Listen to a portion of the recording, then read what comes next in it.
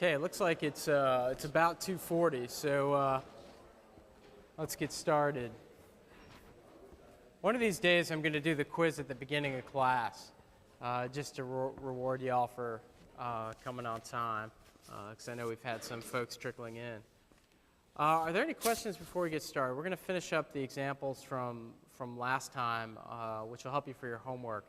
You know that assignment 8, the due date was pushed back. It's not due tomorrow. It is due Tuesday, right before class. So I'll give you a few extra days and let the examples sink in a little bit. Turns out the course calendar gives us plenty of space to do that, so we probably should have done that initially. Are there any questions before we get started?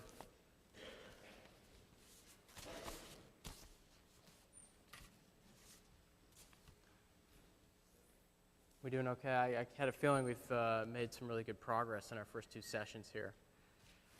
So let me, just to reset the stage for discussing finance and sustainability, try to hit the big points. So our first session was a week ago, and we did a recap of Econ 101. And we looked at the market clearing behavior, why markets clear when the marginal benefit curve crosses the marginal cost curve. And what we showed was that any time there are costs external to the market, there are costs that are invisible to the market, that it's going to lead to overconsumption. All right, so we're connecting economics and finance to sustainability. Sustainability, obviously, as you learned in the first week of this class, looking at footprinting, for example, has everything to do with consumption. So if we're over-consuming in the present, obviously that's going to have consequences for future generations. We did the back-of-the-envelope calculation. We're going to need about one new planet of resources for every 10 to 15 years of new people born on the planet if they're going to live at our standard of living. Obviously, that's not sustainable. So we then started our session on Tuesday talking about the impact of discounting in financial decisions. And, we basically looked at the distant future and its value under really any level of discount rate, right? So just reminding you of what we covered, I think this was the telling slide right here.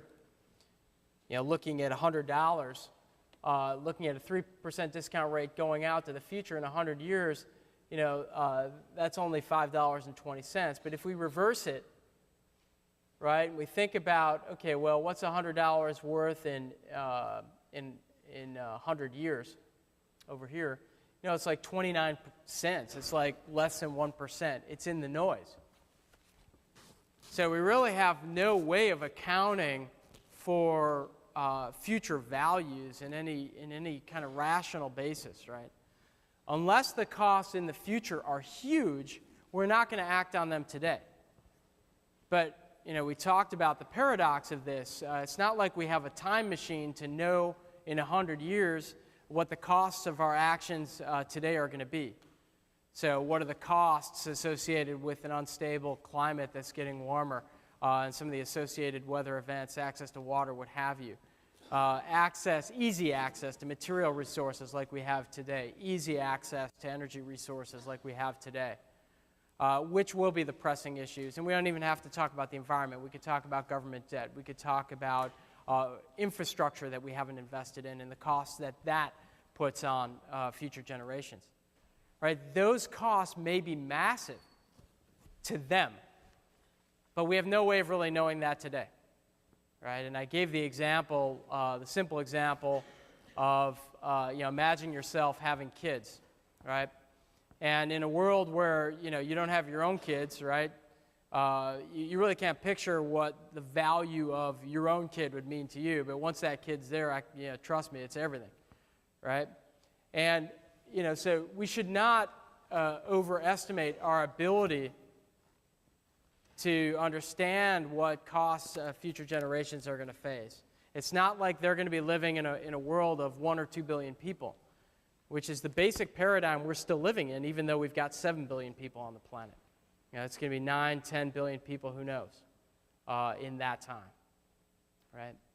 So, discounting leads to overconsumption as well. So we can see why we have sustainability challenges. And the third point we made is that we don't even always act in our own best interest in the present time.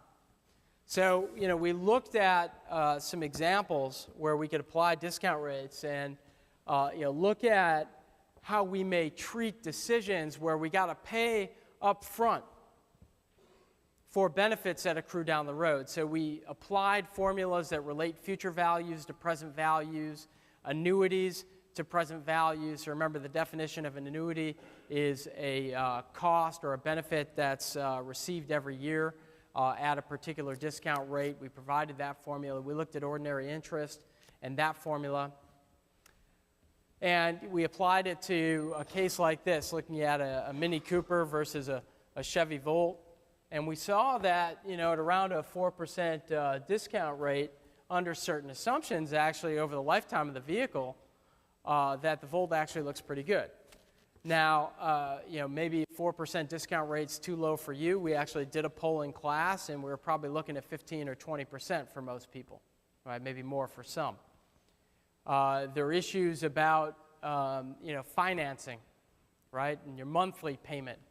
It's not like we pay cash for all of the fuel costs or even for the capital cost of the vehicle, right? We usually take a loan out from the bank, and that's going to affect our decision-making. We talked about that. So there are real barriers to doing even what's in our own best interest. And we talked about this in the context of this vehicle comparison. We looked at a $60 light bulb and why, for most discount rates, a $60 light bulb is actually a slam dunk in terms of its economics, but we don't tend to think about, the cost of actually lighting our home. All right, that $2 light bulb is probably going to be the one you're going to buy if you needed a light bulb today because, you could get, an Xbox game or something like that for the difference between these two, right? Madden 14 or what have you. Right, so, we don't tend to think about the life cycle costs, right? And today we're going to start talking about life cycle assessment. It's going to broaden our view. So really, there's not much difference between life cycle costing and life cycle assessment, except that in a life cycle assessment, we're talking about environmental variables, not just cost. So there's science involved. The basic accounting is the same. We still need to have a similar functional unit. We mean functional unit here. Remember when we did this comparison, we assumed the same lifetime, and we assumed the same equivalent lighting, because we want to be comparing apples to apples. But in the case of life cycle assessment, the units aren't dollars. It may be energy. It may be air emissions. It may be water emissions, eutrophication potential, ozone creation potential, ozone destruction potential, global warming potential, etc. So we changed the units, but the thinking is basically the same. All right, and you watch some video and answer some questions related to it. We'll talk a little bit more about it moving forward. One thing we did not talk about last time was the rebound effect, right? And I put this optional reading up for anybody who's interested. But there was one study that was published, and this is a summary article that showed up in The Economist a couple of years back, that talks about the effect that cheaper lighting has on our use of lighting. So imagine if that LED light bulb, instead of costing $60, it actually costs $2. Well, now everybody would buy the LED light bulb. And think about the University of Michigan, thinking about the safety of its students in certain walkways, right? I mean, if we just lit up the whole town, it'd be pretty expensive, not necessarily for the capital to put the street lighting in place, but to actually run the lights, right? And as we see for energy-using products, that it's actually the energy costs dominate, right? We looked at this case last time. So now we're talking about very cheap use phase costs and very cheap upfront costs. So we would probably buy more lighting. And there was at least one study that suggested that, as LED lighting gets cheaper and cheaper, that there's a possibility that our net environmental impact from lighting is going to increase just because we're going to have more lights. All right, so think about, keeping your lights on at home on all night just because it's so cheap to do so. Right? Obviously, it makes some assumptions about energy costs and what have you. But this is an example of the rebound effect, which is something we didn't get to last time. Is that a concept that people are comfortable with? This is a short read, so if you're interested. Yeah, I keep sending you these optional readings, but you can see there's a lot of contemporary news that just sits square in the themes we're covering here in class. Questions on the rebound effect? I mean, this would be something that we could easily incorporate into the kinds of questions you're answering on your homework, right? We'll see some examples actually moving forward in the class. People feeling comfortable? Okay, I see heads nodding yes, so let's start with an example we left off with last time. Now, this is looking at the installation of a solar panel at a house, and this happens to be my house. And so I pulled up a tool which some of you may be familiar with. You all know NIMBY, right? Not in my backyard. This site is called IMBY, so in my backyard. It comes from the National Renewable Energy Lab, NREL. And if you're interested, you can go to the website up here, go to a location you might be interested in, like your own house. And this one's mine. It's a little hard to see here. And you can just go ahead and install some solar. Just drop it on your house. And it'll go through the costing. And I know it's a little hard to see here, so let me see if I can zoom it in. Basically, after rebates and incentives, a 10 kilowatt panel on my house. This is a little bit old, by the way. This website's running about 2005 data, so it's actually cheaper to do now. But just using these numbers, they say it's about $23,000 for a 10 kilowatt panel, which is about all I can put up on my roof without getting a bigger roof somehow. Okay. So is that a good deal or not a good deal? Seems like a lot of money, right?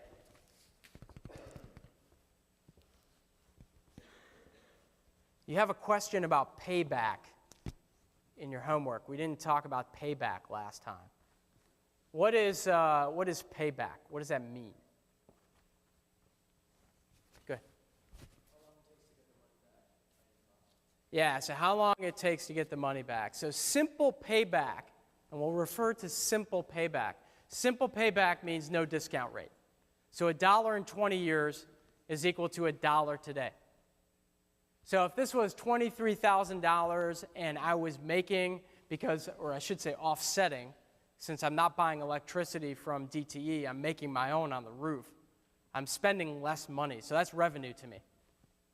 So if I'm essentially offsetting $1,000 of electricity cost each year, $23,000, it's going to take me about 23 years to pay back that upfront investment. Is that a good deal or not? How many people vote that it is a good deal? Whoa, all right, is that really nobody? How many people think it's not a good deal? All right, that's like everybody. Okay, so why is this not such a good deal? Why wouldn't my wife let me do this?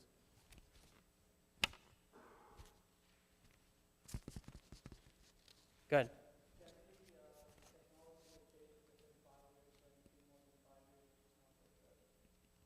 Well, yeah, if I just wait 5 years, these panels might be a heck of a lot cheaper, and the payback could come down significantly. That's a good reason. So this is like technological risk in progress, right? Good.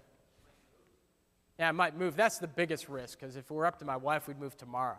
It's like, don't put another nickel into this house, mister. No, she doesn't really talk like that. I was just trying to see if you're listening. Okay. Any other reasons?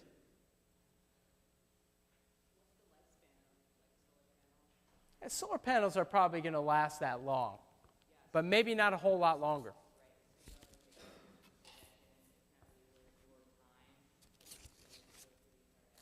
Exactly. It's an effort to put these in. Forget the installation cost, it's personal cost. And what's the value if we resell the house in 10 years and they're going to be kaput in 20? The next owner of the house may view this as a liability. Right? Now, this is assuming that simple payback, right? No discount rate. Does the payback period get longer if I consider a discount rate or shorter?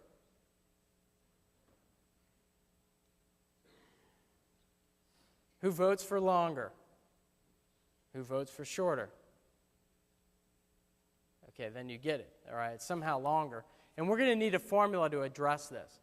But one way you can do it is you can just pull up a handy Excel spreadsheet, which you will see if you go onto the C Tools folder. Maybe some of you saw.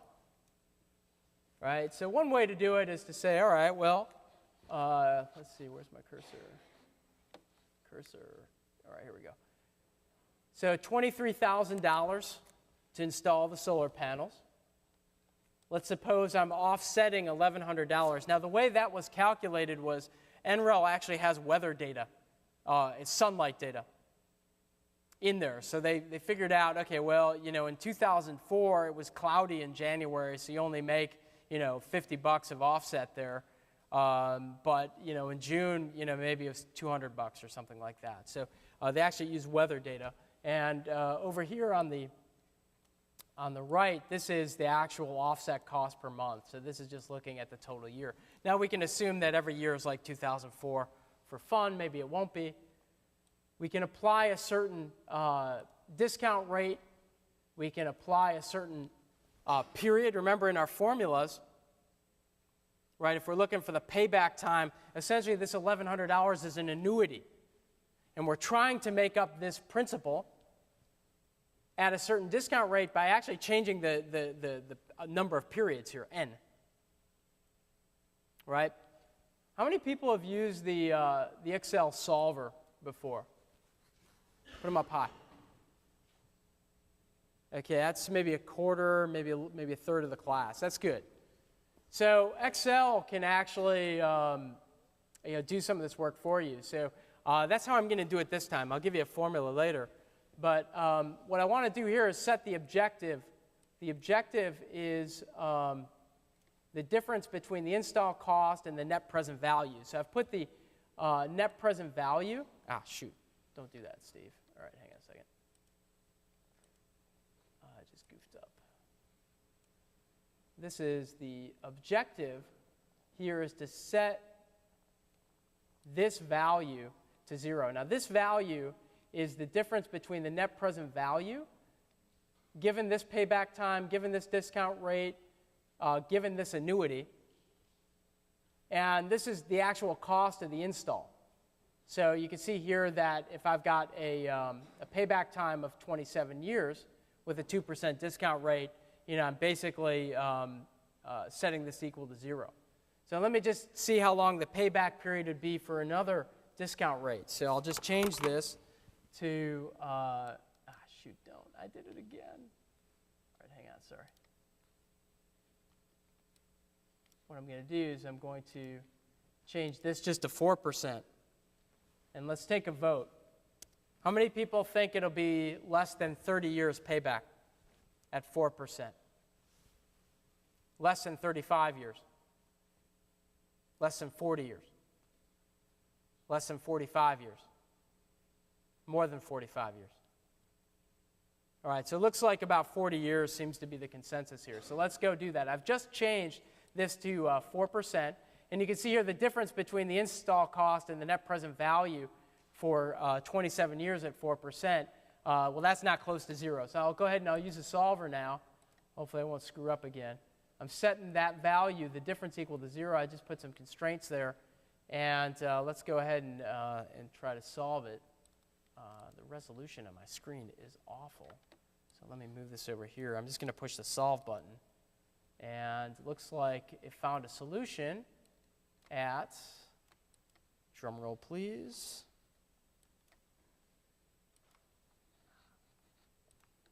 46 years. Okay, now let's do one more. 6%. How many people think it'll be more than less than 60 years? Less than 80 years? Less than 100 years? More than 100 years?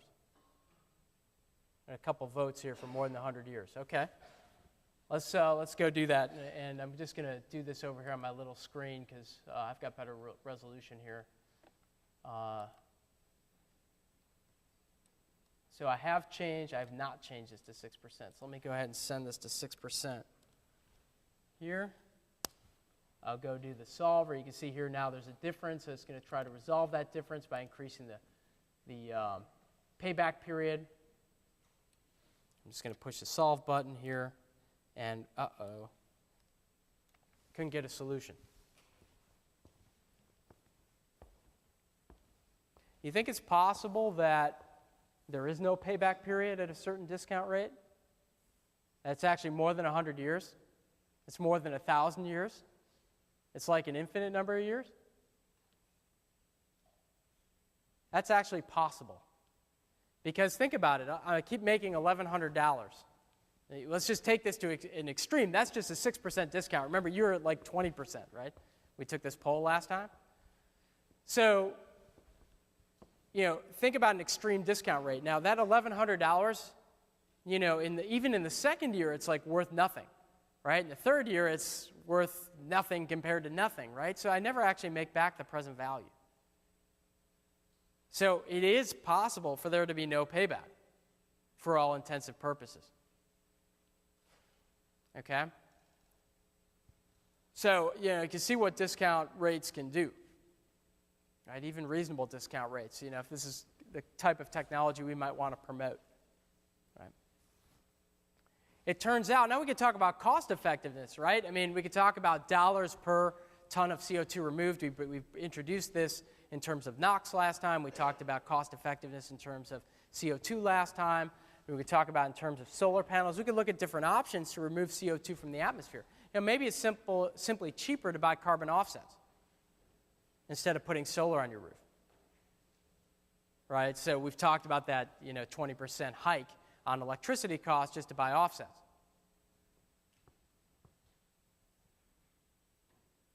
Right? So that turns out to be cheaper, and it happens to be what we do at our house. Right? Any questions about the idea of payback?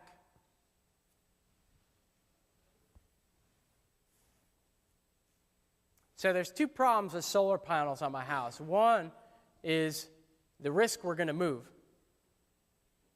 The risk that the technology, fails after 20 years and, we don't even get the payback. And the second issue is with the just the length of time generally discounting means for the payback, right?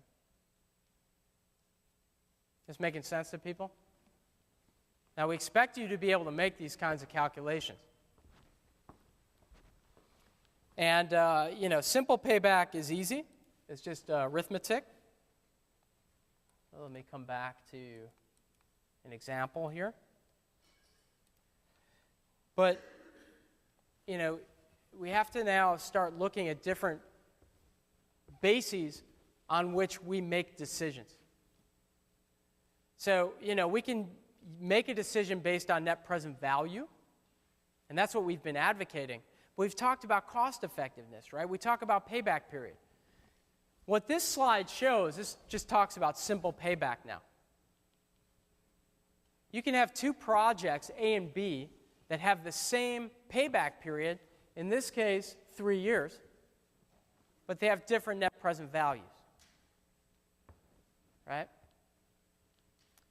So, in this case, project A would be preferable to project B because you can see that the money is, remember, the simple payback does not account for the timing of the cash flows.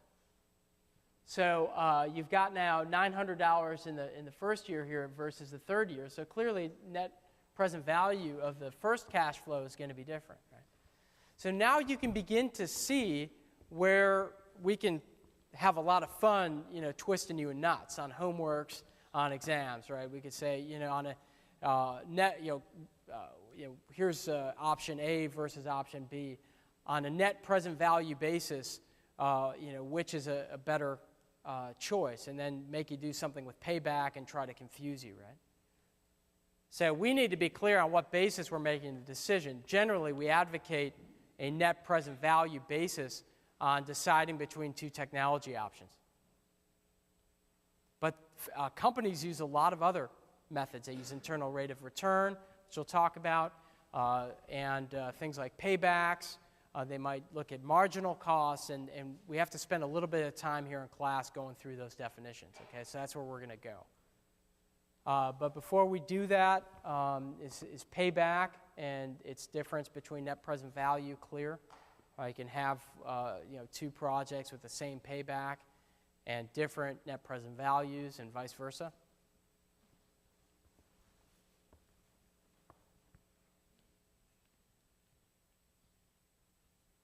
All right, raise your hand if you think you get it, if you do get it. All right, that's a majority. So we can move forward.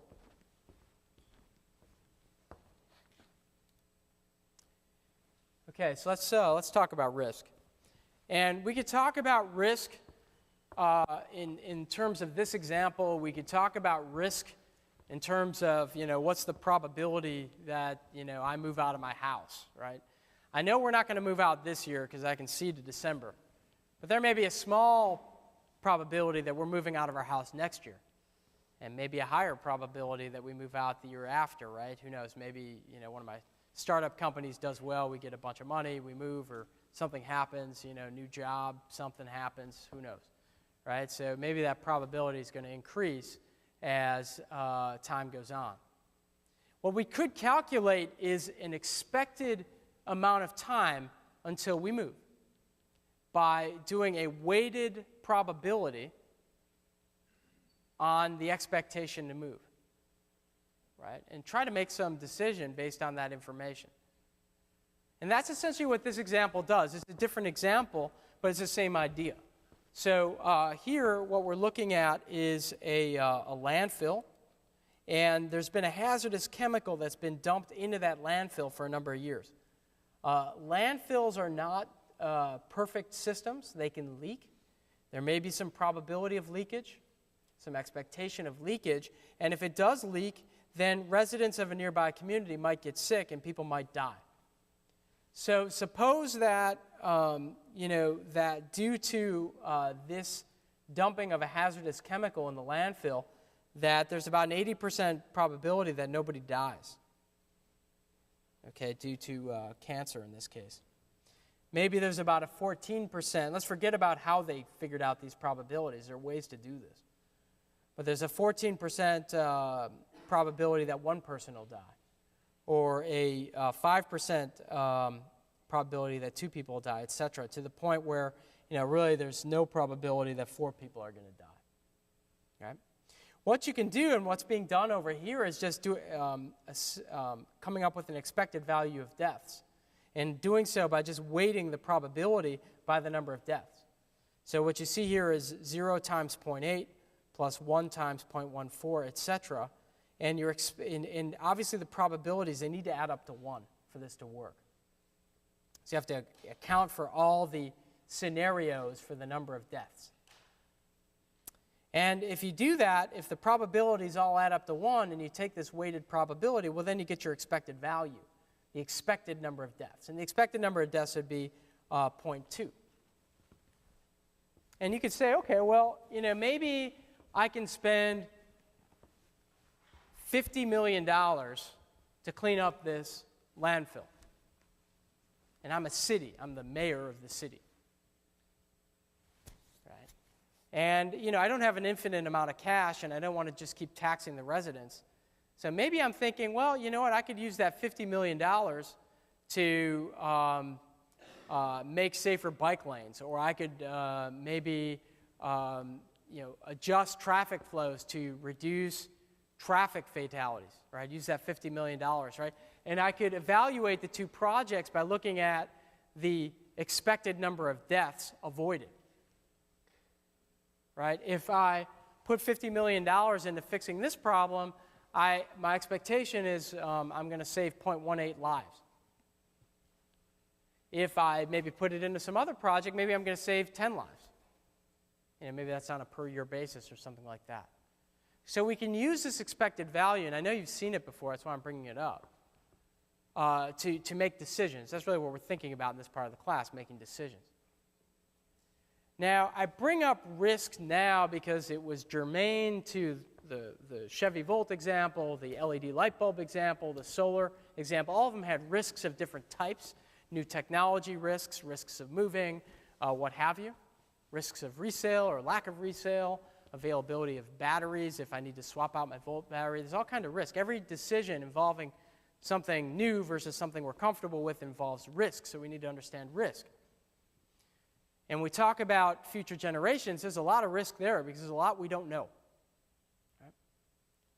So I started off today by reminding ourselves why the deck is stacked against sustainability. Sustainability is a long-term issue. We overconsume in the present. We've got discount rates working against future generations, and we've got institutions now where we don't always even act in our own self-interest, where the life cycle cost of something might actually be cheaper.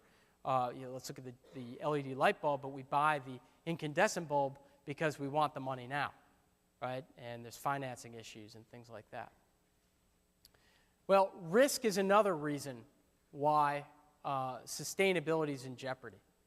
Right, so now this is a fourth area that we can hit upon. And to help you understand this, I found a nice example in Field and Field's book. So here's, we're going to take a vote. It is your lucky day because you are likely to make a lot of money today. And you can choose program A or program B. Okay? Now, in program A, you've got just under a 50% chance of making $500,000. This is really your lucky day. And just over 50% of chance of making $300,000. That's basically a coin flip. You're either going to make $300,000 or $500,000. You're feeling good. Your expected payout, when we multiply the benefits times the probabilities add up to 1. So the expected value of payout A is $395,000. That's pretty awesome, right? So you can also choose payback B, program B. Now that almost guarantees you $500,000. Right? You don't have to flip the coin. And this is 99% chance. This is a sure thing, right? But there is that 1% chance you're going to lose $10 million. Who votes for A?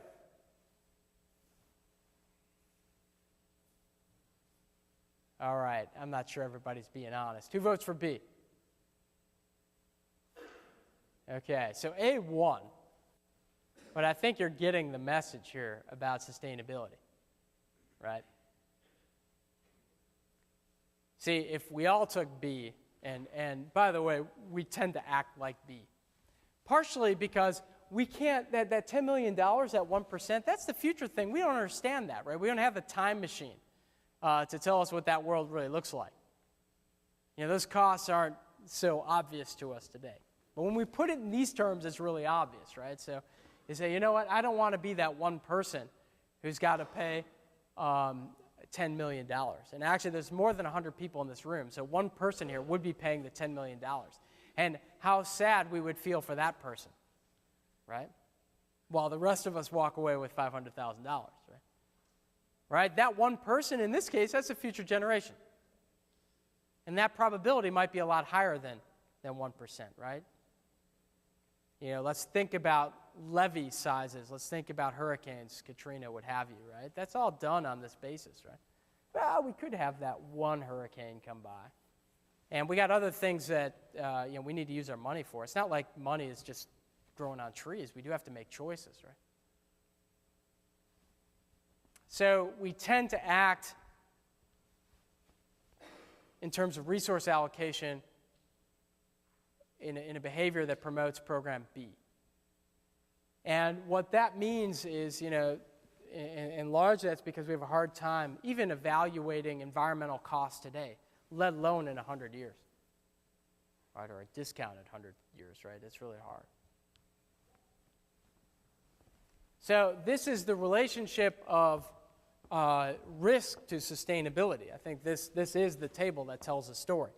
Now, the majority of you picked program B. That means you're risk adverse. You don't want to be that one person who has to pay out the $100 million or $10 million in this case, right? That's called risk aversion. And that sounds like a bad thing. Nobody wants to be risk adverse, right? Particularly the guys, right? That just ain't cool to be risk adverse, right? If you think that these two things are the same, I didn't give you that option. But if you treat them like they were the same, then you'd be risk neutral.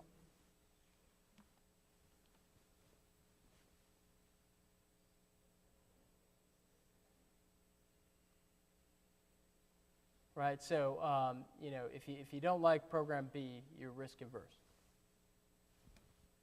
Assuming I just said that right. So sustainability challenges look like program B.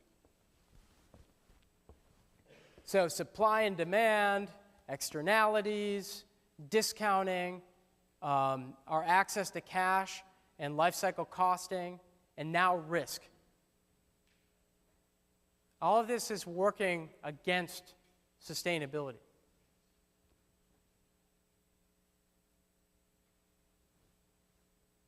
It's making sense?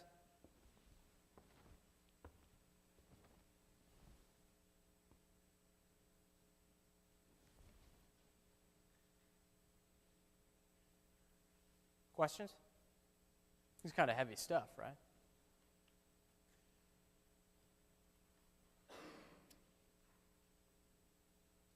All right, so I'm getting the move on look, so that's good. All right, let's do some examples now, looking at other ways of assessing costs, right? Because again, we're evaluating technology options. We can look at them through a prism of simple payback. We can look at technology options through a prism of net present value. We can look at technology options as through the prism of risk. Right? Now, here, let's look at it in terms of levelized annual cost. Now, that sounds fancy, but that was already introduced last time as the capital recovery factor. So remember, we looked at a formula relating annuities to present value amount, the principal amount in the present, and we called that A, not just an annuity, we call it a capital recovery factor. And that's essentially what levelized annual cost is. So if you have a net present value and you have a discount rate and you want to pay back over a certain number of years, say 30 years, right, you can back calculate for A. How much would you need to make in each year to cover the present value?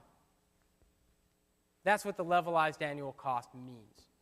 You could think about it as, maybe it's your the family you may start, in a few years, and you're thinking about, okay, you have a kid, and college is going to cost in 20 years $1 bazillion, and bazillion's an actual unit. So we have to figure out how much to put aside each year to be able to afford $1 bazillion in 19 years or something like that. Right? That's a scary calculation. I've done it. It's totally scary with the rate of academic inflation.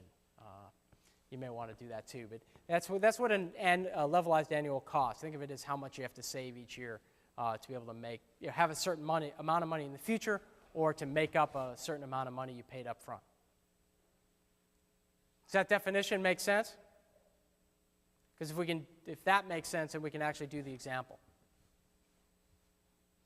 And the example here is looking at a flue gas desulfurization system. So now we're going all, I gave you all these practical examples. Now I'll give you like this weird technology example. So this is an add-on to a coal-fired power plant to remove the sulfur.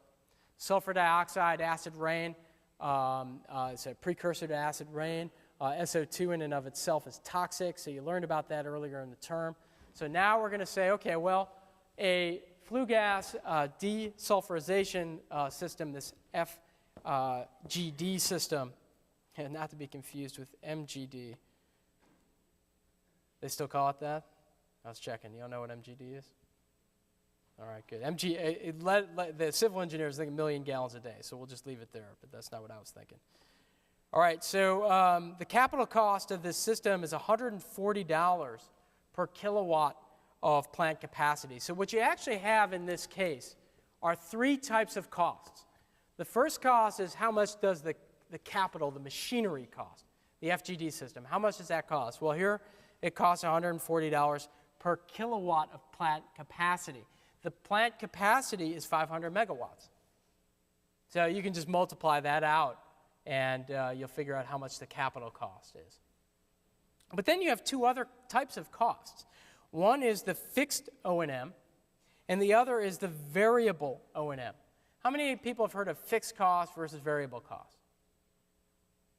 All right, that's a lot of folks. That's good. So that's going to help us out. So the fixed O&M, that's the money you got to pay regardless of the capacity factor of the plant. So you remember from Professor Listowski's section what a capacity factor is. So if my capacity factor for this plant is 0.65, it's 65%, then, well, I got to pay these fixed costs anyway. Whether I'm up 100% of the time or 65% of the time or 0% of the time, I still have to pay these fixed costs. And in this case, the fixed costs are labor and personnel, and it's maintenance. This is just for the flue gas desulfurization system. It's not for operating the coal-fired power plant. This is just the FGD system, these costs. So it's added on to the cost of the coal-fired power plant. Okay? The variable costs are the costs that are affected by the capacity factor because, if I need electric power to run the flue gas desulfurization system, which I do, well, if the coal-fired power plant isn't running, it's down for maintenance, then I don't need to run the FGD system. So that would be called a variable cost. Okay? So that's why the operation and maintenance costs are actually broken up into 2 columns. The fixed costs do not depend on the capacity factor. The variable costs do. Okay, so I think with this setup, you'll be able to solve the problem. Now I'm going to give you a few minutes to think about it. But are there any questions? Does everybody understand this problem? I think I've made this point already. So in this case, we've got a 65% capacity factor. And we want to know the levelized annual cost, essentially, of this project. It's going to last 30 years, and there's no salvage value for this flue gas desulfurization system at the end of its life. Any questions about what this problem's asking? It's pretty clear. Why don't you take 2 minutes and think about how to solve it. You don't have to crunch through all the numbers. I've done that already for you anyway. But I'd like a volunteer in a couple of minutes to tell us how to do this problem. Go ahead. You can talk to your neighbor.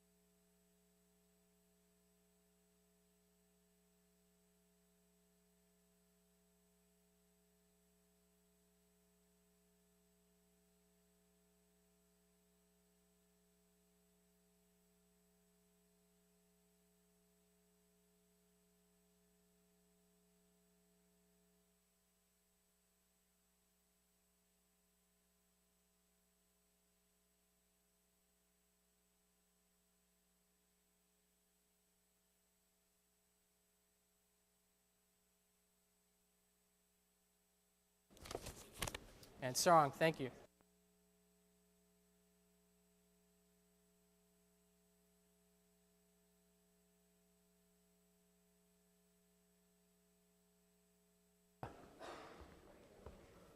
How to destroy this problem on the exam. Just conceptually.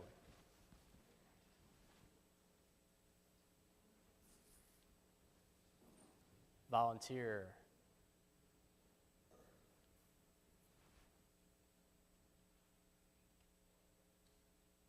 Please.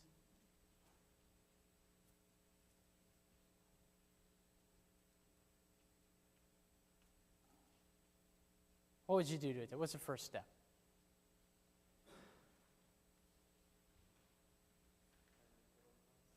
Say again?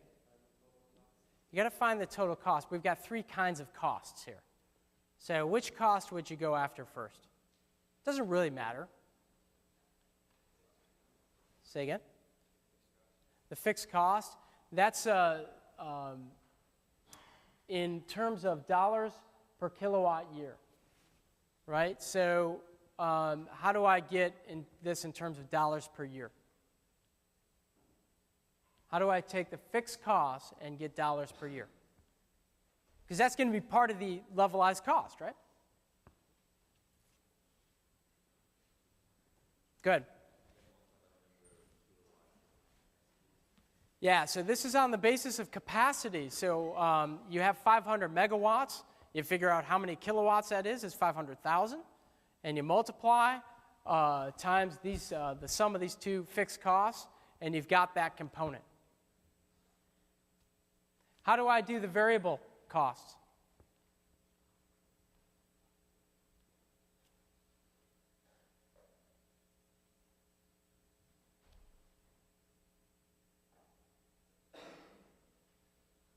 Good.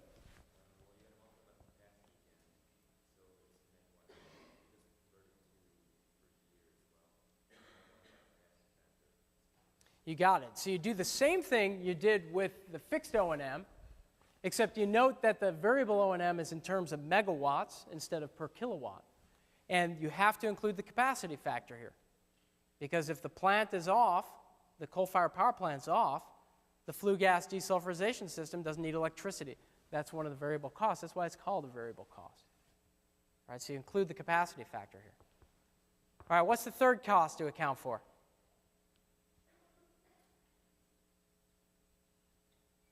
The missing cost. Good. We have a discount rate of 10% per year, and that's going to be relevant. But the question was about the third type of cost. There's a variable cost, there's a fixed cost, and a capital cost. So now the beauty of the fixed and the variable cost, those are already in terms of per year. So they're already annualized.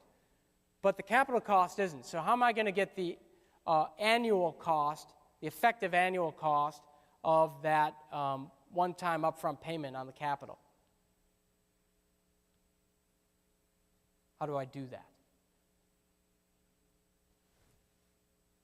I did not see who that was. Good.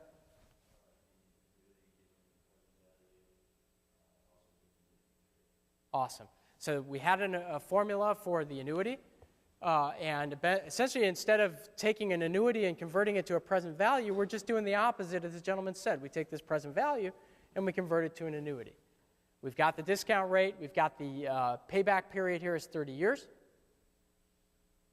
And you're good to go. Okay?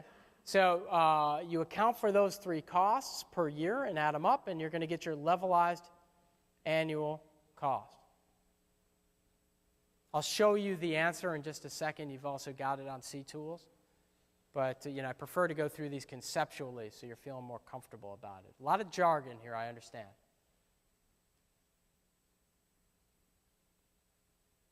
People feel like they understand that?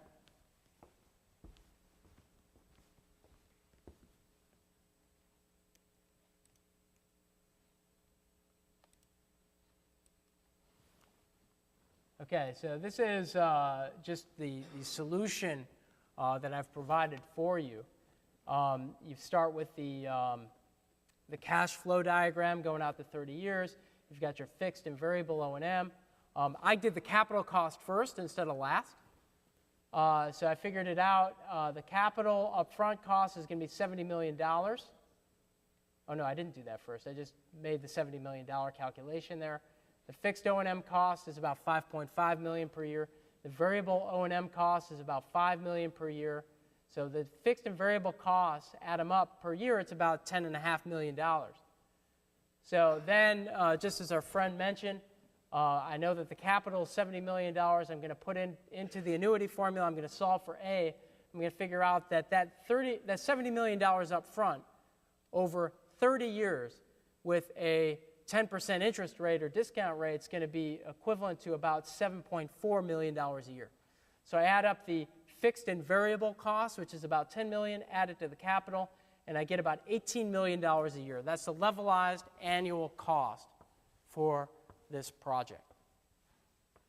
I want you to remember that $18 million because we're going to use it in the next few examples.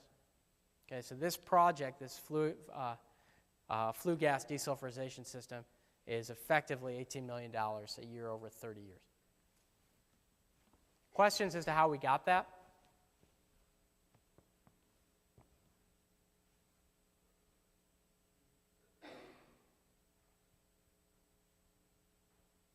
Is it clear?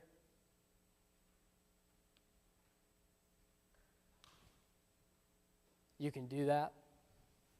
Some of you started doing that for the homework. It's good. I got thumbs up in the back, so we'll take that as a good sign. All right, now let's blow through a few other ones that will be a little easier than that. All right, it's the idea of cost per unit product. So, stay with me. There's going to be like 4 of these definitions, right? So, we talk about levelized annual cost. We talked about capital recovery factor. We talked about simple payback time. We talked about payback time.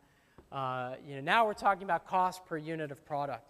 In the case of the flue gas desulfurization process, what's the product that's actually being sold by the coal-fired power plant? Electricity. So we can express that as a cost per kilowatt hour of electricity. So we take this, let's suppose that without the flue gas desulfurization system, it costs 4.5 cents per kilowatt hour for the coal-fired power plant to make a kilowatt hour of electricity. We can simply ask how much more would it be with the flue gas desulfurization system. So we take that $18 million, we figure out how much that is per kilowatt hour produced by the plant in the year. Because remember that $18 million is per year.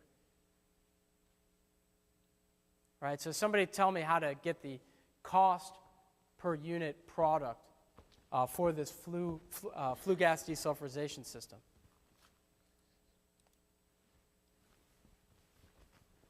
Solve this problem.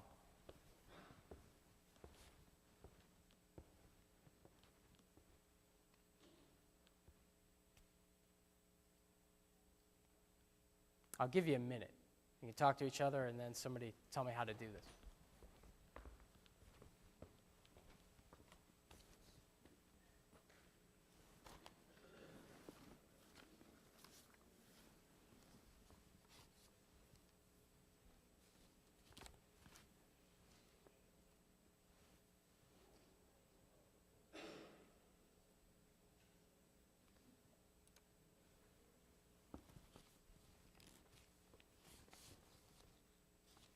All right, it's pretty quiet, so you know how to do it?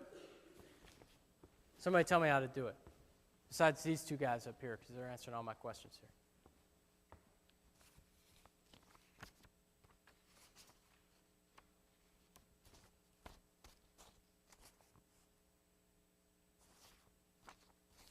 Oh, you can stall. You're still getting a quiz, though.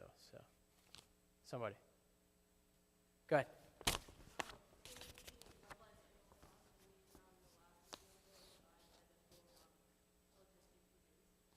You got it. Thanks, Anisha. So that's exactly right. So we had that $18 million per year. We figure out how many kilowatts hours are produced in the year. We got it. It's a 500 megawatt plant operating at a 65% capacity factor. So we can figure out how many kilowatt hours are produced and take the quotient there, and you're good to go.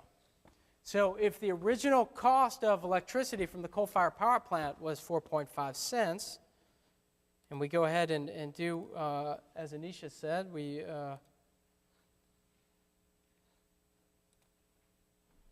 take our $18 million here, which is the levelized annual cost. We've got the annual quantity of the product, and in this case, it's kilowatt hours. And I've already included the capacity factor here. You don't see that because I computed it earlier. But there's about 5,700 operating hours. So I take the number of hours in the year and multiply it by 0.65, and I get this number here. So there have been 2.8 billion kilowatt hours produced per year. I take the quotient, and it's less than a penny per kilowatt hour in the end, which is about 14% of the cost. Okay? Comfortable with that idea? So you can do this stuff, right? Good.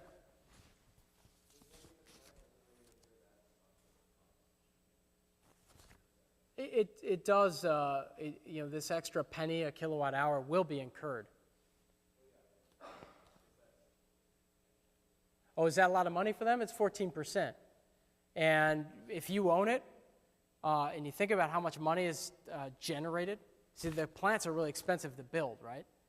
And there's a lot of electricity here. So if you think about how many kilowatt hours, even that Chevy Volt spent, right? That's just one car. Think of how many cars that this plant and how many homes are being treated by this plant. It turns out it's a lot of money. It's a lot of money. I can't tell you off the top of my head, we could compute it, but it's a lot of money.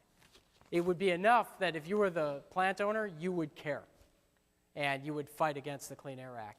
Okay, maybe not you, but that's actually what happened in 1992. Or 1990, sorry.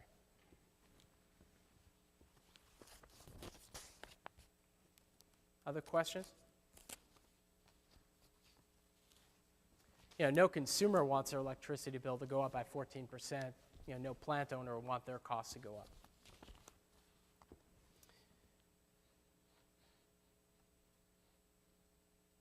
Okay. So that's cost per unit product. Now we're talking about cost effectiveness. So we talked about this last time and a little bit at the beginning of the period. So what is cost effectiveness? It's not cost per unit product. Now we're talking about cost effectiveness.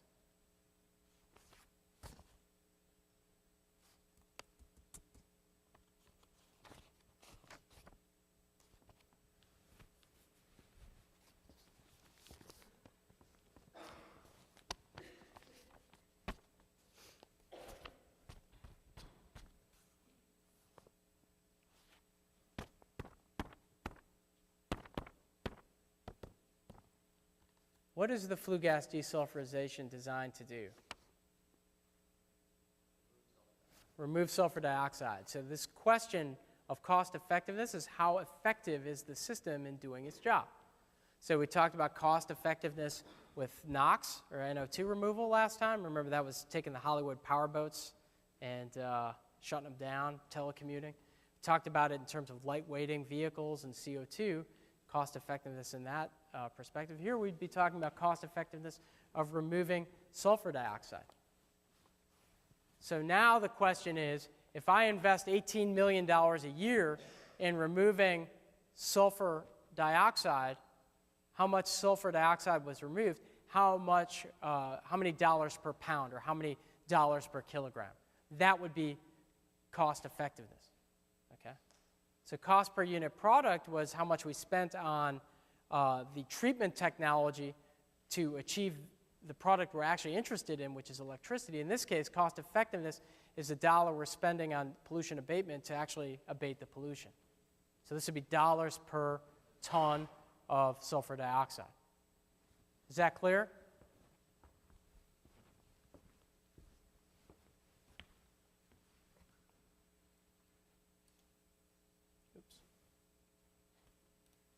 right? So if we somehow learned that 2.7 times 10 to the 7th kilograms of sulfur dioxide were removed, it'd be really easy. We just take our $18 million, we divide it by 2.7 times 10 to the 7 kilograms, and we've got dollars per kilogram. That's the cost effectiveness. Oftentimes, cost effectiveness in these pollution abatement problems is expressed as dollars per ton. So dollars per ton sulfur dioxide removed. A typical price for a dollar, like a market price for removing a ton of CO2 from the atmosphere in carbon markets is like 20 bucks. In this, it's dollars per ton. In this case, we'd be looking at $18 million divided by 2.7 times 10 to the 7 kilograms per year. That's about 65 cents per kilogram, or $652 per ton. So that's more expensive than a ton of CO2 to remove typically. Cost effectiveness? Make sense?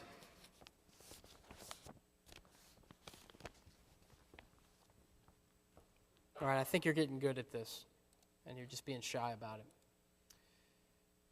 Okay, we could talk about the marginal cost of sulfur dioxide control. So in this case now, instead of, we're talking about comparing technology options, right? So instead of applying a, okay. All right, so stay with me here. It's a little tricky to follow. So we've just added a flue gas desulfurization system. It removed, remember, 2.7 times 10 to the 7th. That's the same thing as saying 27,000 tons per year. So the flue gas desulfurization removed 27,000. That's about 95% of all the sulfur that's being emitted from the coal. If we wanted to remove 100%, what we'd have to do is to switch to natural gas, because that way you can remove all the sulfur. Now, doing that is going to remove an additional 1,450 tons per year. You're going to go from 95% to 100%. But it's going to cost you some real money, right? Because you'd think just like switching to natural gas, like that'd be pretty expensive, right? So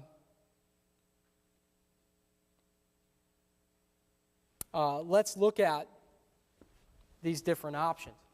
Okay, so I actually skipped an example here, which is why I got confused before. So if we look not just at the flue gas desulfurization option, which was $652 a ton, we looked at converting to natural gas. We looked at actually having a lower sulfur coal. So let's just suppose we can go out and buy a different type of coal that has half as much sulfur in it. It will cost us more money, but is that cheaper than putting a flue gas desulfurization system in? Is that cheaper than converting to natural gas? A cost effectiveness analysis, as we just did with the FGD system, that's how we would know. So what you see here are now costs for switching to natural gas. That's the second bullet here. And the cost to switch to low sulfur coal. So look at this low sulfur coal. That's just another $2.5 million a year. Remember, the FGD system was $18 million a year. So this is a pretty cheap way to go. But unfortunately, you can't remove as much sulfur. The removal efficiency by making this switch is only about 50%, because there's 50% less sulfur in this low sulfur coal. But with a flue gas desulfurization system, now you can get up to 95%, but that's going to cost more. Remember when we looked at abatement for the fishing example on the first day a week ago? Remember I said that the costs go up quadratically, sometimes exponentially, as you have more removal, right? This is a case of that. And look at the natural gas option, right? That only gets you about 5% more removal 29,000 tons instead of 27,000, but it's going to cost $40 million a year, not $18 million a year. All right? So what we could do is we could just make the exact same calculation we just made for the FGD system. And instead of getting $652 a ton for the FGD system, for the coal removal situation, which is here, well, that would cost $172 per ton. That's cheap. But we can only get half the coal out. Converting to natural gas, that removes 100%, but that cost effectiveness is a lot less. It's $1,300. It's more than twice as much cost per ton to remove SO2. And you're only getting about a 5% more benefit, right? So remember we said the optimal level of pollution is not always zero. It may not make sense to go this far always, right? Now, there are other reasons to switch to natural gas. There's a lot less carbon emission from a natural gas plant, right? So I'm not saying we shouldn't switch to natural gas. And by the way, natural gas has gotten a heck of a lot cheaper than the time this example was written because of fracking. We talked about that. Okay? So you can now compare options on this basis, right? And I've gone through the calculations, and you have them in your notes to get these numbers, but I get the sense you can do that very easily. It's more important for you to understand what these terms mean. And what I started to talk about here was the marginal cost.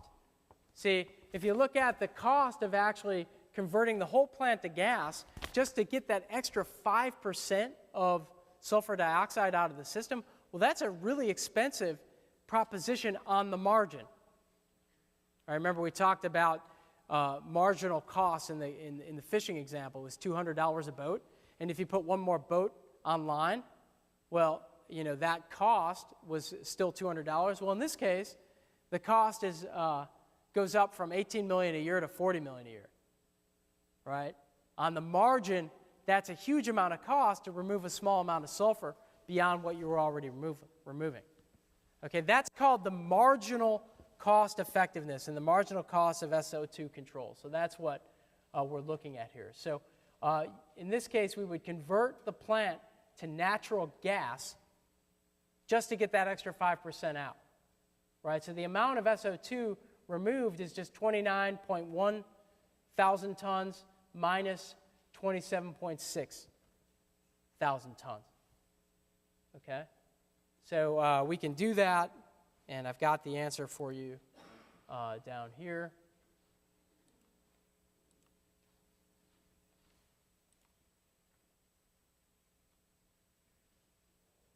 So the incremental total cost, remember we had $18 million for the flue gas desulfurization system. We're going up to $40 million. So that's an extra $22 million just to remove that last 1,450 tons. So that's the total incremental cost is $15,200 per ton for that last 1,450 tons. That's 25 times greater than the average cost per ton of the FGD system, right? So you could see why, you know, if you own the plant, you'd be very hesitant to go to 100%, right? And I'm trying with these examples to put you in the shoes of somebody who owns one of these plants, right? It's not like, you know, people are evil and they just want to, you know, screw up the planet. It's not like, you know, the people who run the coal-fired power plant who invested in it, you know, are happy about the SO2 emissions or not. But when you look at these options on the margin, it's pretty expensive. You start to fight back, right? Now I got to convert my whole plant, right? That's a really expensive proposition. Maybe I don't have the capital. Maybe a bank isn't even willing to lend me the money to do that, right? Even if I want to do it, right? Because, you know, what's the return on that? Right? So now you just got to go out of business. Right? That's why these examples are important. It's not just to, you know, give you problems for the exam and give you problems for the homework. These are real barriers to sustainability, every one of these issues. And we want you to understand them as such. That's why I'm not like sitting here writing out the calculations for you. I want to spend time hoping and working with you to try to understand what these concepts are. Okay. I got one last example for you. And this brings it back home. Now we'll talk about refrigerators.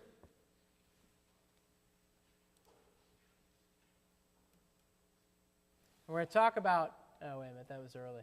All right. Refrigerator. All right, so suppose that there's a baseline refrigerator that you can go to Best Buy and buy. Instead of that refrigerator, you can go buy refrigerator B or refrigerator C. Both of them use less electricity.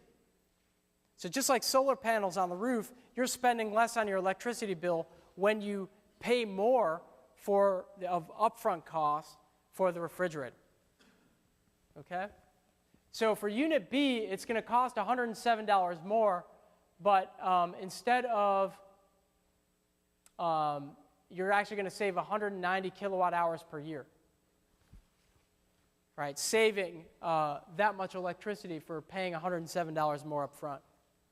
Unit C saves more electricity. It saves 274 kilowatt hours per year, but it costs $269 more initially.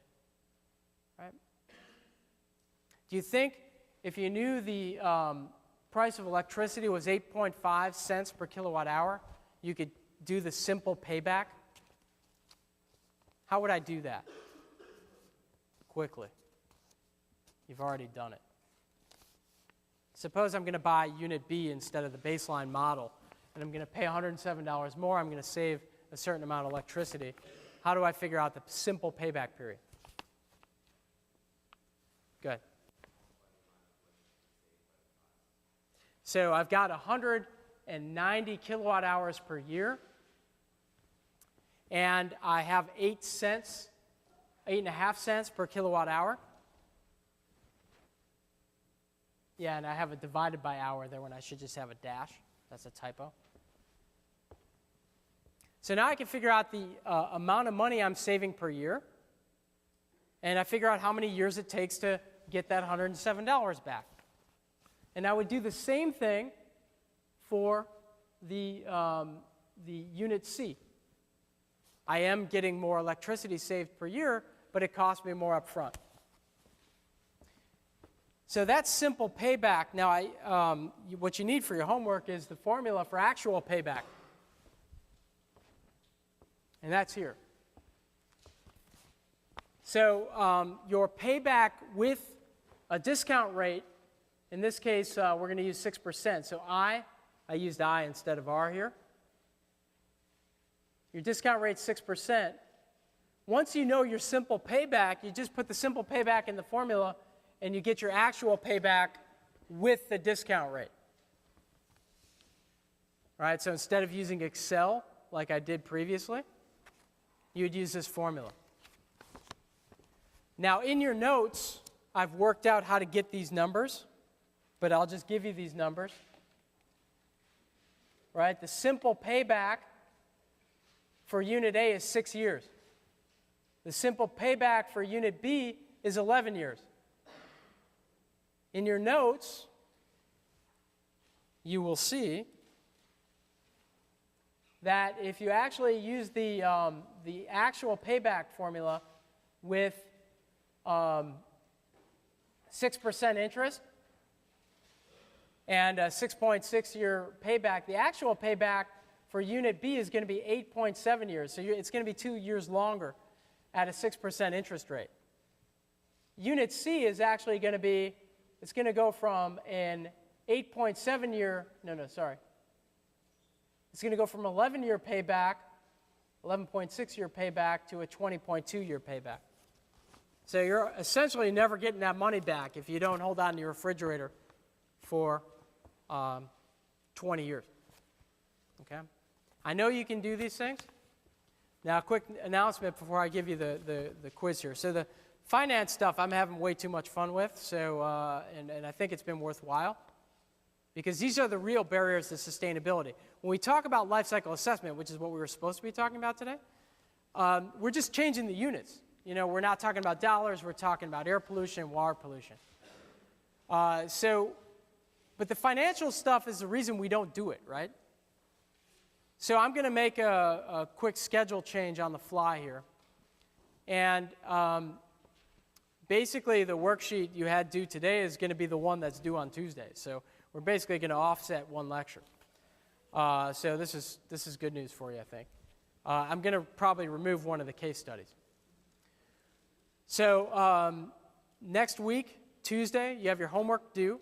You do not have a worksheet. You will have a quiz. And we're going to talk about life cycle assessment. On Thursday, we're going to do a whole class period on just that simple light bulb example. So we're going to do our first case study. Then the following Tuesday, we'll do a biofuels case study. If we have some time, I've got a case study on fracking too, which is really good, but I think we may not squeeze it into the class this term, which I'm okay with. So just so you're not concerned that you've got extra work, okay? Does that make sense? Okay, here's your quiz. For those of you who were awake today. Is it possible to have a situation where there is essentially no payback period for a one-time investment that yields a significant and constant payment over a year?